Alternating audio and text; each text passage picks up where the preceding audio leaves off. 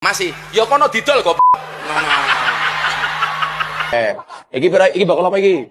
Usai viral olok-olok pedagang es teh, Gus Miftah unggah konten borong jualan para pedagang, ramai komentar warganet.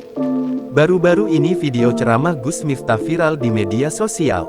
Utusan khusus Presiden Gus Miftah itu menuai hujatan netizen gegara mengolok-olok pedagang es. Pedagang es yang sedang berjualan di acara ceramah Gus Miftah diolok-olok oleh Gus Miftah hingga disebut goblok. Sontak warganet ngamuk dan menghujat Gus Miftah yang ngomong kasar ke pedagang es. Kini setelah videonya mengolok-olok pedagang es viral, akun Instagram Gus Miftah memposting borong dagangan pedagang saat ceramah.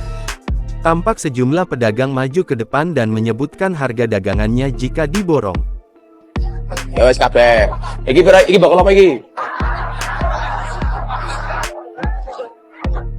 Oh, dituku Pak dan rem ki yang seket. Para pedagang itu langsung mendapatkan uang dan membagikan dagangannya ke jemaah. Postingan itu pun ramai mengundang berbagai komentar warganet. Tercatat telah lebih 250.000 komentar. Namun, banyak dari komentar tersebut merupakan hujatan.